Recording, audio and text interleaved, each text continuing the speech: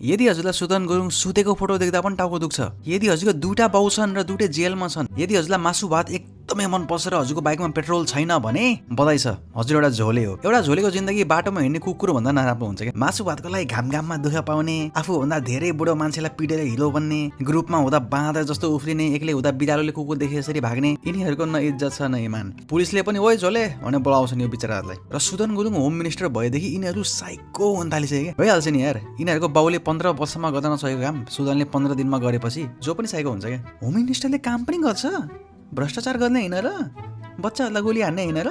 झोलेहरूलाई पनि थाहा छ कि यिनीहरूको बाउ विदेशमा भाडा माझिरहेको यिनीहरूको पार्टीको मेन मान्छे ओलीले गर्दा हो भनेर। झोलेहरूलाई थाहा छ हाम्रो देश नेपाल बेचेर खानी थालिसकेको थियो भनेर। यिनीहरूलाई थाहा छ कि को मान्छे कति भ्रष्टाचारी छन् भनेर।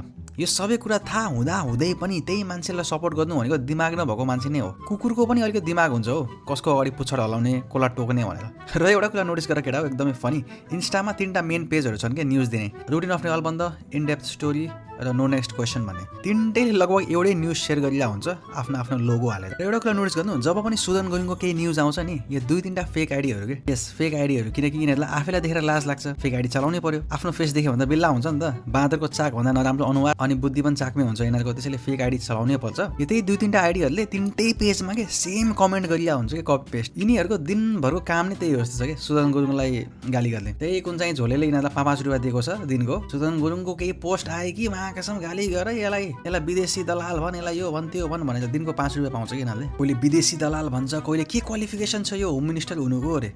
ए भाइ तिमी फेक आइडी चलाउँदैछौ, तिमी एसई पास पनि छैनौ कि ग्यारेन्टी दिन्छु। कङ्ग्रेचुलेसन्सको स्पेलिङ आउँदैन तिमीलाई, अनि तिमीलाई किन क्वालिफिकेसन चाहियो यार? तिम्रो बाउ पनि त 8 फेल छ, त्यही पनि प्राइम मिनिस्टर भएर बसेको थियो त, त्यति बेला तिमीलाई चाहिएको थिएन क्वालिफिकेसन। जसको चाक सुँगिरहेको छौ नि त्यो पनि 8 पास हो कि। यिनीहरूको आर्ग्युमेन्ट पनि कस्तो हुन्छ भन्दाखेरि ताइना तुइको के, ए तेरो भोलि बे टाइप हो कि, जे पाइ जे मनलाई त्यही भनिरहेको हुन्छ, गाली गरिरहेको हुन्छ कमेन्टहरूमा।